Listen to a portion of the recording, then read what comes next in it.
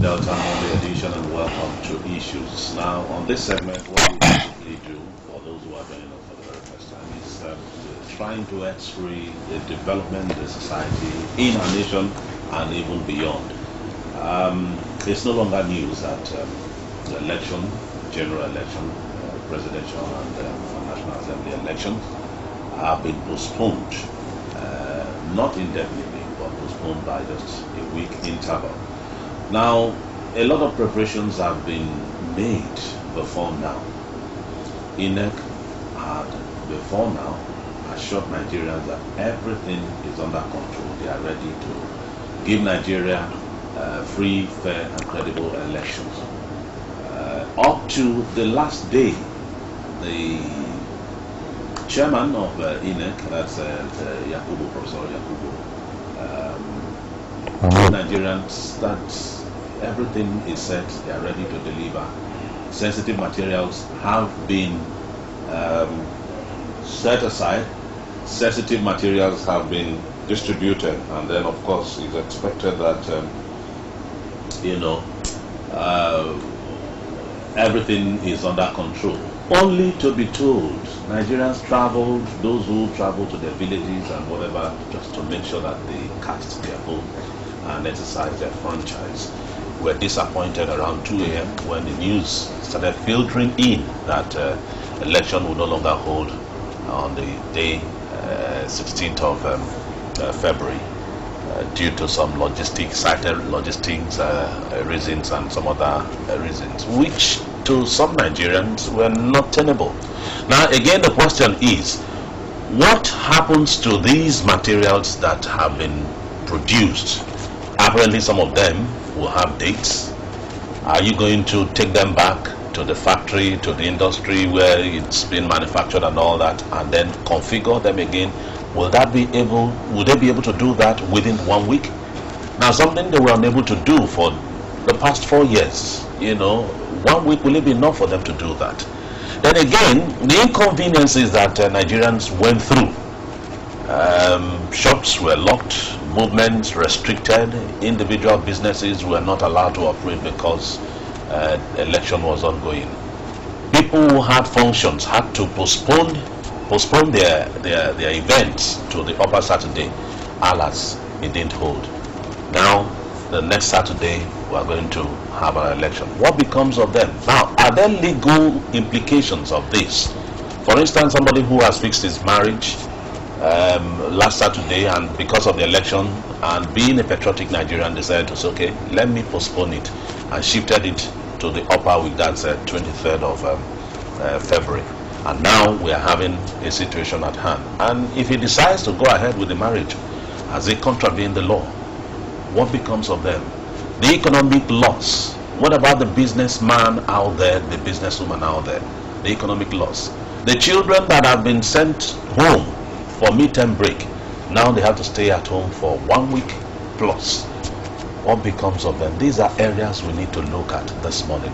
Now joining me, we have a legal luminary here. He is also a man of God. He's also a pastor. We have Pastor Agbeson Albert. He is a lawyer by profession, and then he is a minister of the word by calling. A very good morning to you, sir. Thank you, sir. Yes. Thank you, sir. Good morning, elders. Next is the People's People. Yes, I call him the People's People. He is Ajay Boduri, branch manager SA Jasuloro and Sons Limited, situated at Jagba Road.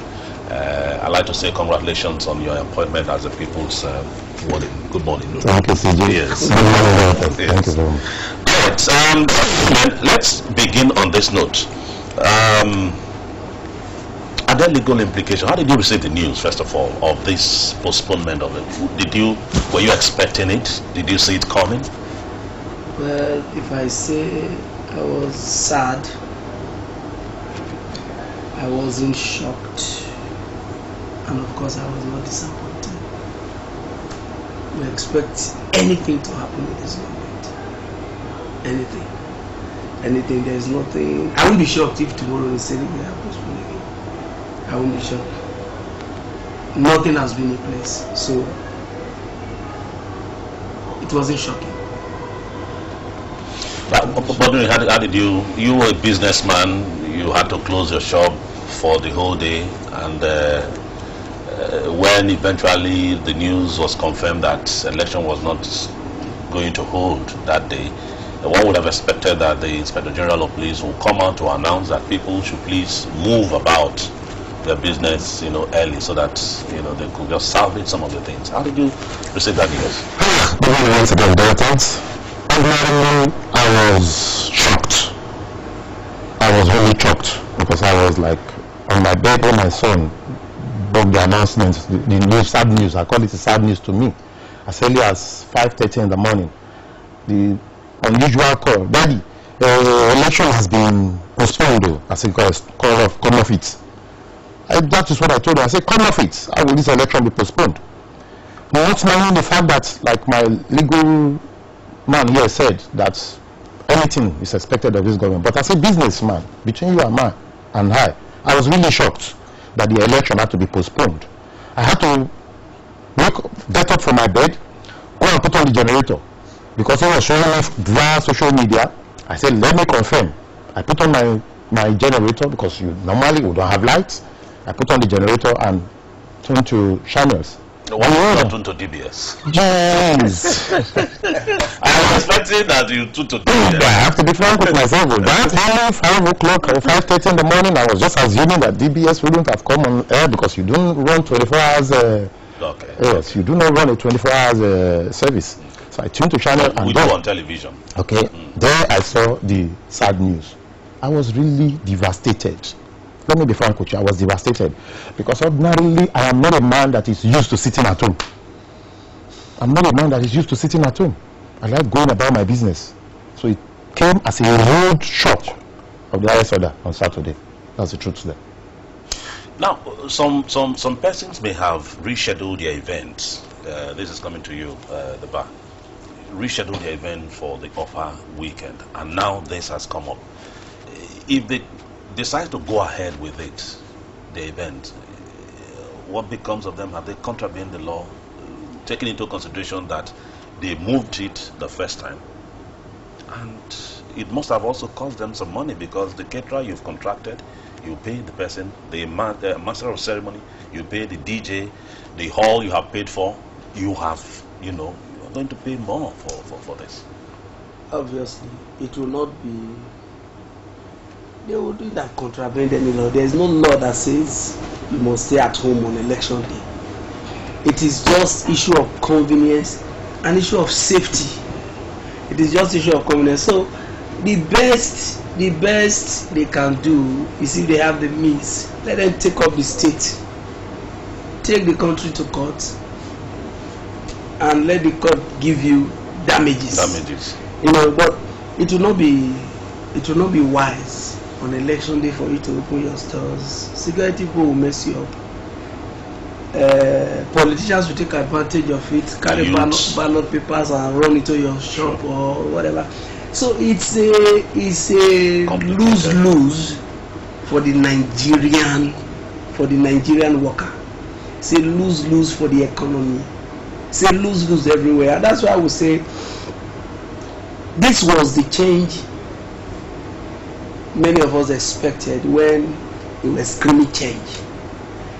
But the truth of the matter is, this government has taken everything that is bad in the former government to the next level. What they did at this level, they have shut it up. And it's sad. I don't know whether you are aware that there is a certain Mohammed Umar who has been responsible for ballot printing, because that was what they said, logistics, in this country since 2011. He was there when they postponed that election. He was also involved when 2015 elections was also shaky, but they said the reason was security. He is also the person that is still there now, in spite of the recorded failures in the past. But this time around, he's an APC member. Not only that, he's an APC candidate in Niger, one Niger B zone or so, senatorial.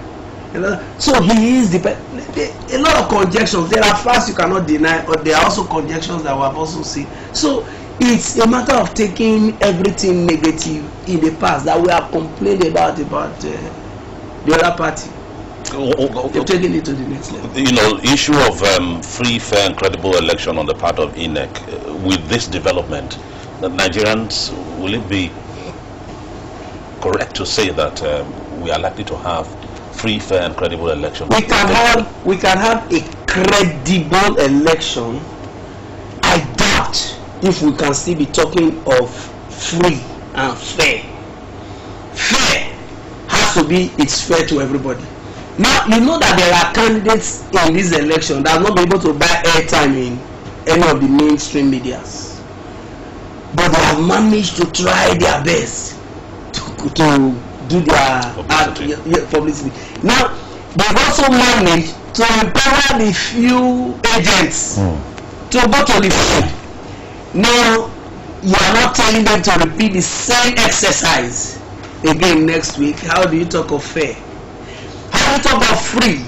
When the ballot papers and other sensitive materials that were expected to be in the local government maybe about 24 hours to the election, while they are already where they ought not to be 1 week before election date, you're talking of free, you're talking of fair, maybe credible. It is sad.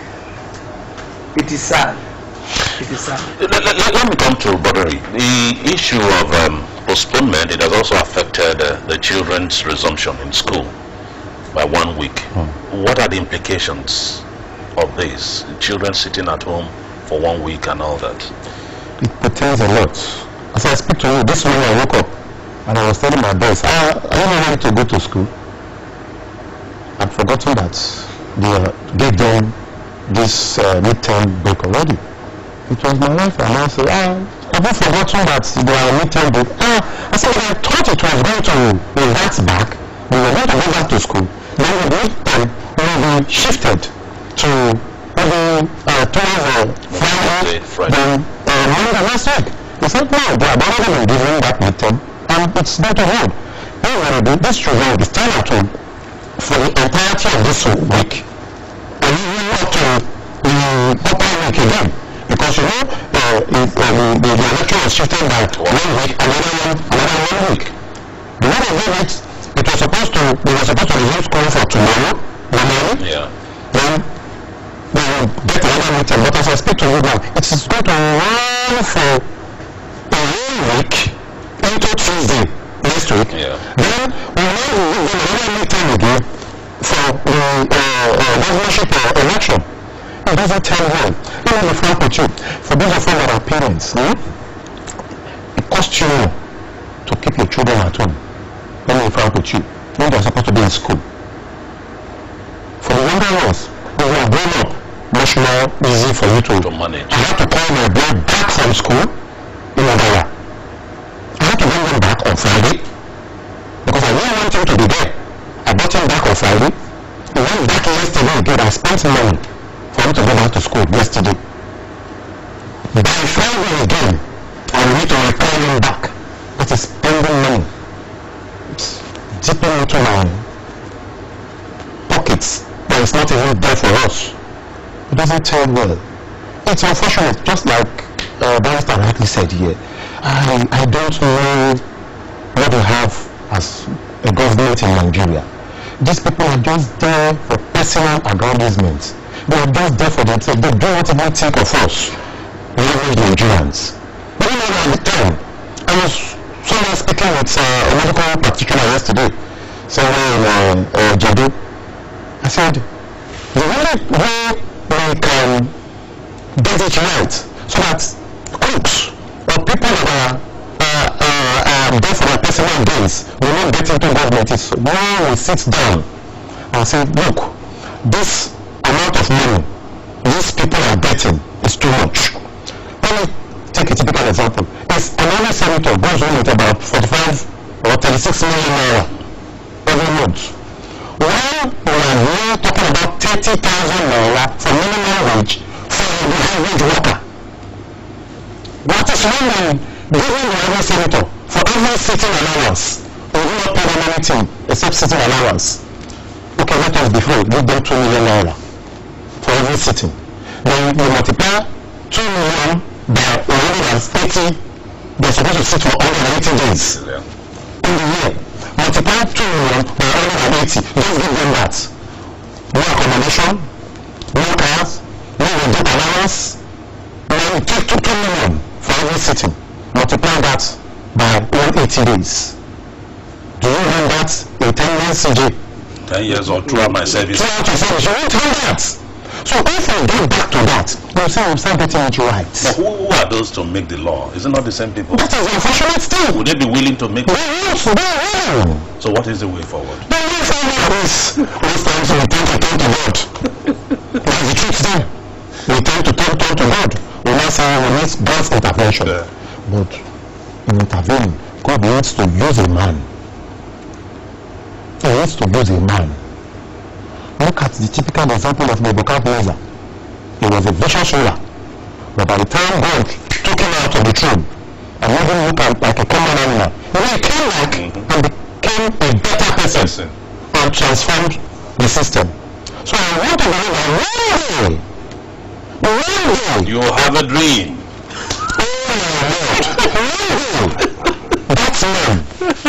That's man that we are looking for. It's not this man. That's man that we are looking for. God will use him to transform the face of this our nation, Nigeria. Amen. For God's sake, where are we today? As a nation, we are nowhere. Let us be frank with ourselves. As a nation, we are nowhere. People do not reckon with us. We are just saying we are giant of Africa for nothing. For nothing. This morning I heard they say they want to 7,000 megawatts. For a nation like Nigeria, 7,000 megawatts. While China is there producing over 100,000 megawatts. That's what China produces. And we are here struggling with 7,000 megawatts. We need that man that God will send to this nation to do the magic for us, and Nigeria will become a better place. Let's come to the international observers. You know, we've heard comments made by even some of our leaders, precisely the governor of Kaduna State, El-Rufai, when he talked about body parts and and Body all bags. that, body bags. We also heard saw on television that of the transport minister when he said give fire for fire. It was also alleged by the presidential candidate of the PDP that the incumbent presidential candidate and the incumbent made some statements like that. The election has been postponed. International community, international observers and observers generally, what becomes their faith in all of this? How would the international community view Nigerians? Would they look at us as people who are serious or unserious? They just laughed. Have they looked at us like serious people before? At all. Remember the shithole Yes. issue? They've not looked at us like serious. We have not taken ourselves serious, so you don't expect others to take you seriously. They know. I think the world being a global village, the fact that whatever happens in Nigeria will affect other places, the international community does not have a choice than to stay put and see that the best comes out of this election. There is even something there, something out there that the reason why this election was actually postponed was because the international community put their foot down. We do not have the facts yet, but it tallies that there was a grand plan to stagger the election. A grand plan to stagger the election. And who would the staggered election favor? Look at the Osun template. It will stagger those that have the security apparatus. Those that will want, okay, let's concentrate on this part of the country in this election. Security may make sure everything goes as planned. Yeah. So by next time we are doing that, we all move to the other. So there is the position out there that it was the international community that said no. We saw what happened in Osun, And these are the fears that the opposition is bringing to the table. Let's make sure that this election is held once, so that we do what is right. So the issue of how they look at us, is there any UCJ? Do you take Nigeria seriously? If not because of your personal interest, we're all Nigerians. Even if we carry another passport, no matter how welcome you are abroad, you are still in Nigeria. See your business. So we all don't have a choice than to make the best out of this country. If not, is there anything, a country where they ask you to pay tax, for example, but you take care of every of your needs? You provide water for yourself, you provide electricity. There is nothing you don't provide for yourself. You provide security. You have to feed dogs, do everything. Nothing, something bad is happening for you to get the security people to respond. Look at the man the other day. Guns everywhere. How did all these things come into for the past 2 weeks or so? You know, I had to buy something in Japa Junction. Not before I finished buying, I had everybody took off. I left change with the money. So this is the situation we have found ourselves in this country. Is it that there cannot be disagreement? Is it that there cannot be conflicts? Is it that you cannot expect that people will bring out guns? But there should be measures in place to curtail these issues. But in this country, it's a 0-0. You understand? You know, but that's why you don't put the blame anywhere. The political class, right from the PDP, because it's not even PDP, military from PDP, yes. They said they will change. That's the pain. That's the pain. Somebody came and brought up and it's painful that people have not want to understand. Somebody came and said, these are the things I want to change everything, and I have integrity, and people are still sticking to that integrity now when the facts are clear, even for a blind man to see that every promise, I don't know, people are press people. Maybe you can tell us one promise that was made that was kept. For me, the only thing they have done is they have at least come up to tell us the truth now, that every bad thing that the last government were doing, they are taking it to the next level.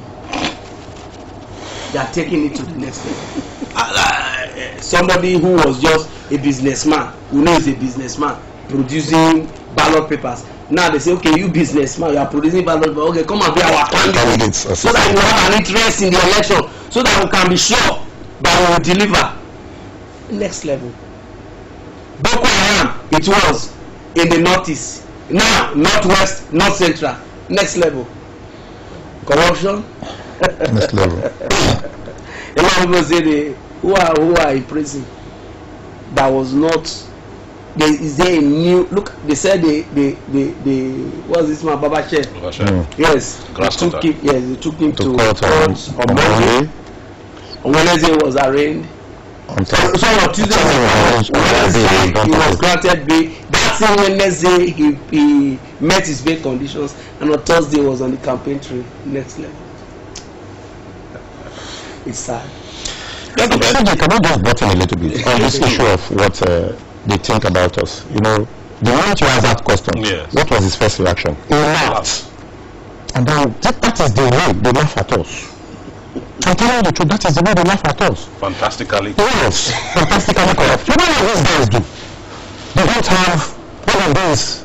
But look at the scenario. Nigeria, we have this large population. If, God forbid, there is war in Nigeria tomorrow, there is a possibility of this refugee problem that will spill over into other places, and they will not be able to manage it because we are so large. That's why you see the interests. Ordinarily, if it were to be like a small nation, they will just turn their backs on us. Go and die. Go and die. That is why they have interest in us. And let me shock you. These same persons, you know, now they are accusing this foreign government of meddling. You can remember this same man, I don't want to mention names. 24. When he wanted to go, 14, 20. yes, he was busy going to Chatham House, going to Shat there, going to make all the wins, going to call all the favors. He was busy going to Obama then. He was busy going to Germany then. It was no meddling. These people came and made sure they beat out the Obiora then. Yes, some of us, a lot of us were disappointed in that government for 16 years. We were disappointed because we would have assumed that for a 16-year-old boy or a girl to maturing to an adult, but then, okay, they have made their mistakes, okay, let them go, believing that when we get this time around was going to be the real change we wanted. But some of us didn't believe, because as at 1984, I was already in secondary school, and I had this awareness of what this man did as at that time. Now he was coming back on board, and I told my friends, this is not the man we need. But the one we have today, like you rightly said, every evil that the so-called PDP did, they have taken to the next level. Now, this postponement, you know, they said they did it in 2011, they did it in 2014. Now, because they always justifying the wrong things. That's the problem I have with them. They always justifying the wrong things. There was somebody that came to my office. It's my friend, but most times I keep them at bay. He said, my best person you. So we says my return to rig. I said, is that not nice for the answer? Why would we take out these people in the first place? So the change. Isn't it because they were doing the things that we felt was not right for us, and we needed to take them out? Now you people have come in and are doing worse. You are doing worse. Thank God. At least let us thank God. The bad eggs moved. The bad eggs that were there before defected. They were defected and joined this next level train. What do you think will come out of it? He said, one bad apple don't spoil the whole basket. China has heard that song before. If you happen to put one bad egg in midst of maybe 20 eggs that are good, just leave that bad egg among those 20 eggs. Over time, this other 20 becomes bad. That is exactly what is happening today. That is exactly what is happening today. Visually, the bad things in PDP, we use those out to APC. And they have gone there to show their hands. Oh my God. They have gone there to show their hands. Yes, they are expert at it. After all, we had somebody here that was living with us for 8 years and didn't affect our life positively and went and said, now Deltans want to see the change. When you were there for 8 years, you didn't change anything. You were there for 4 years as a commissioner. You were there as SSG. You spent 16 years in that scandal. You could not do anything. And now you think because you have moved, it's party anyway. Because you have moved to another place, then we want to see the real plan. Forget it. They are just there for their personal good and not for our good. Gentlemen, I'm still bothered about the credibility of this election. If as the umpire you are supposed to be, neutral, but with this development, a senatorial candidate of the ruling party becoming a contractor to print the PVC, we begin to ask ourselves the credibility of that election, the outcome. Are we likely to have an election that is free, fair, and credible? I asked that question before, but I'm still tempted to ask again. With this development, can we really come out to say that by Saturday, God willing that there will not be any postponement, can we have an election that will be adjudged free, fair, credible by all parties involved? Let me tell you this, CJ. Our elections are not expected to be perfect. Under the law, the rule is substantial compliance. What you ask is, what alternative can you do now? Can you say, let's forget about elections until we get another person to do what is right? Or the best we can do is, let's do the best we are doing now and get it out. It may well be, I've told you this, it may well be that the very best is what has happened, that this election has been postponed, that the fact has come out now that there is a certain person who is writing an exam, but is also the person setting the questions and also the person to mark. That we are now aware may put them on their toes. The question was put to the chairman of INEC, and his answer was simple. This man has been doing it for a long time. Does that make it right? Doesn't make it right. If you notice, this man was doing it and he's now on the ballot. He's now on the ballot. And he belongs to a political party. I was surprised. I was surprised because before now we have been told that these things were done in South Africa or some other countries. Okay, but here we are. You know, don't expect too much. Let's just pray and believe that God will, with the entire exercise, do something positive for Nigeria. That's what we all need. You can't shift the elections, because if you shift the election, that will be serious constitutional crisis. You are talking of those who cannot wed or who has postponed. There's no law there. Nothing is available. If you shift the elections and you can't hand over by May 29, there will be crisis. What does the law say? How many? Do we still have the window? You know, the window is not much. The window is not much. I can't give you the specifics now, but the window is not much. You have to be able to do it within time, and there's even supposed to be room for tribunal. No, we are getting out of time. So let them do what they can. But the beauty is this: I don't like PDP. I don't, because of their antecedents, and I don't also believe that they are the saints that will come and solve the problem in Nigeria. But right now, in terms of the electioneering, in terms of the way they have put themselves together, even their candidates and all that, they've been able to put this government on its toes. That certain facts that were hidden are coming out. Maybe God will help Nigeria and use them to put this country in the balance so that the right government can come in. But for now, you give it to them. If not for them, it will be You're a businessman. Can you quantify the economic loss experience in this? Let us be very, very factual. It is unquantifiable. It is not something you can quantify. Let us be frank. After that announcement, I went back to my bed and attempted to sleep off. But believe me, I couldn't sleep. Because it's already in my consciousness now that there's no longer an election. And under normal circumstance, I was supposed to be in my business place. Yesterday sometime came out by 10. I was trying to, but nothing worked out on that day.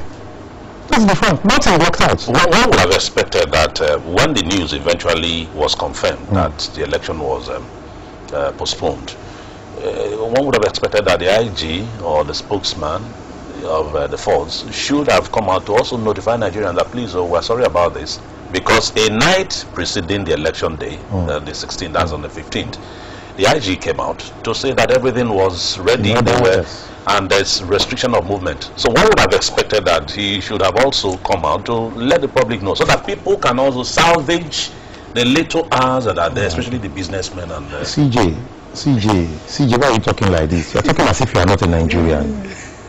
They're not bothered about us. These people only take orders from where they need to take orders from, and because Nigerian police force, is that not the language they use? They use the element of force at every point in time to subjugate us. That's what they do. They're not bothered. Coming back to tell you the election is not over any longer, it's not an issue for them any longer. The man responsible for this has taken up the challenge of going to tell the world that the election has been shifted. So what's the business of the police coming to tell you again that we're no longer sorry, the election will not hold, you can go about your business. They do not care about us.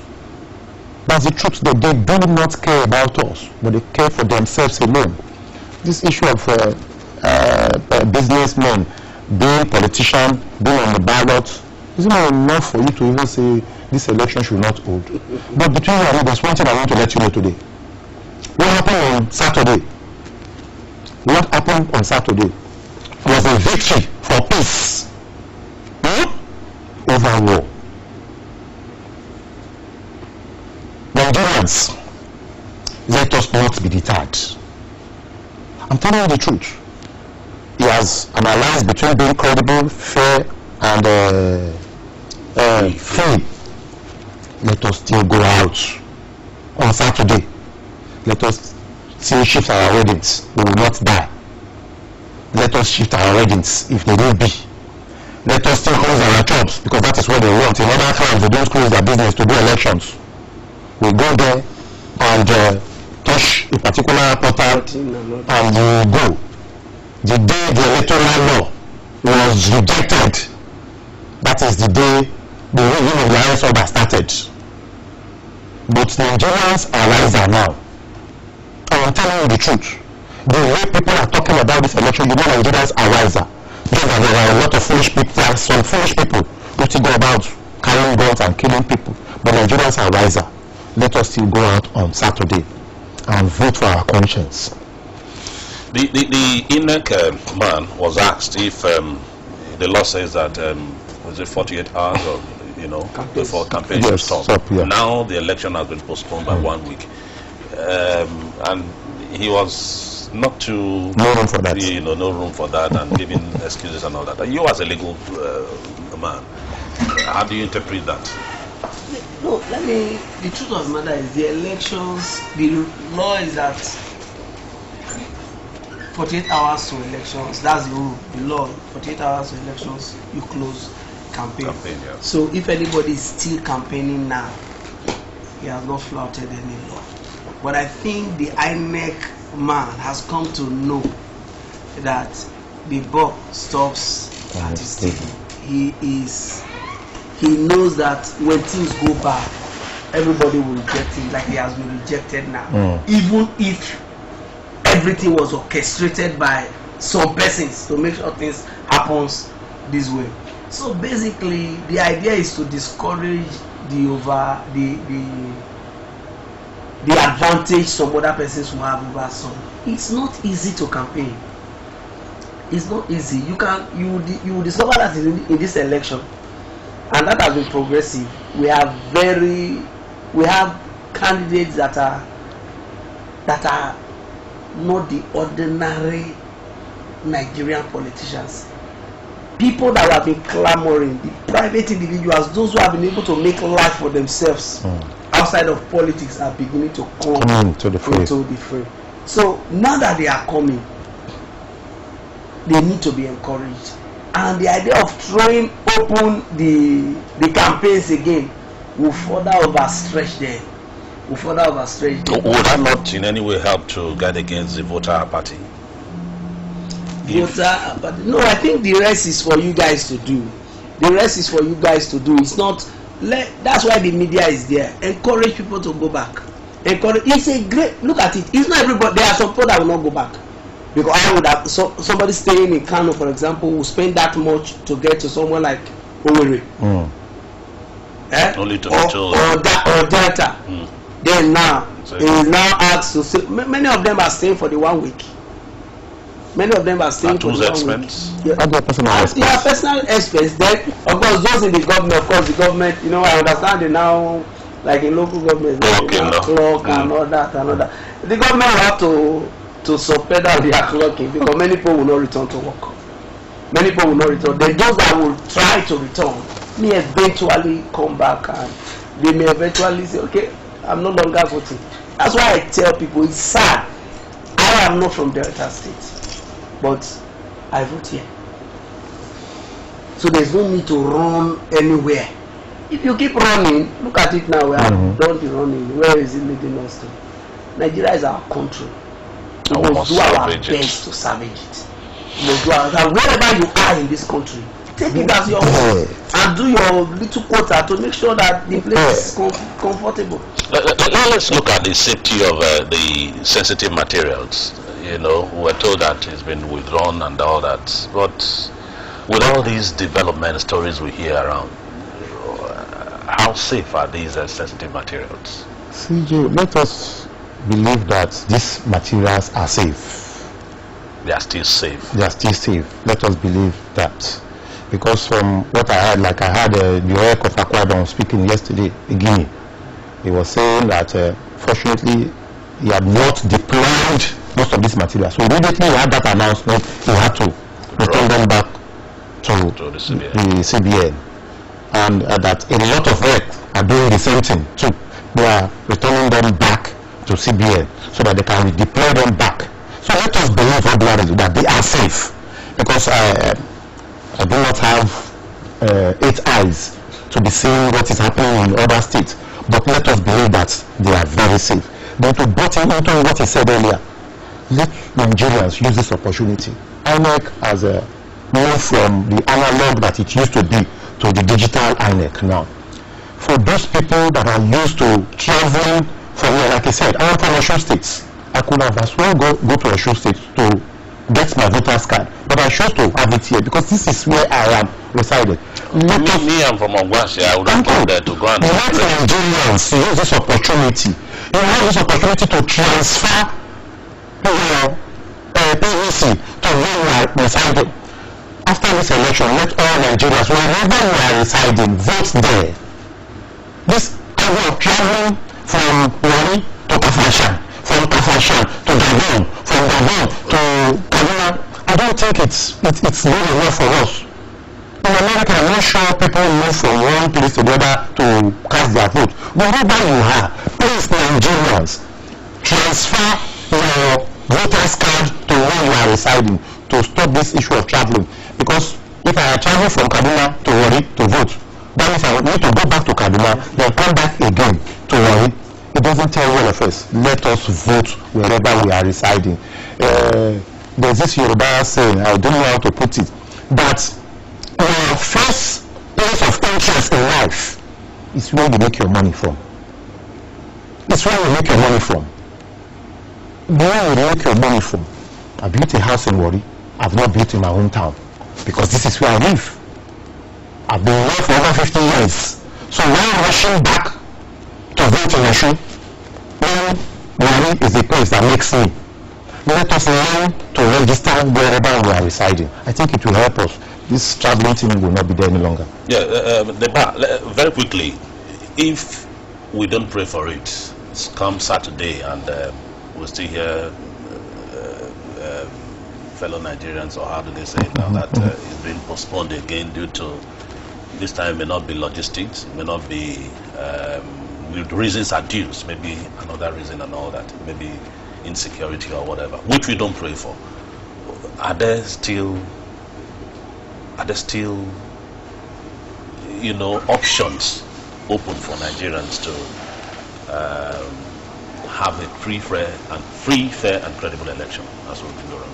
We have told, I have mentioned it before, that forget the 3 phrases: free, fair, credible. Some of those adjectives are no longer available for us.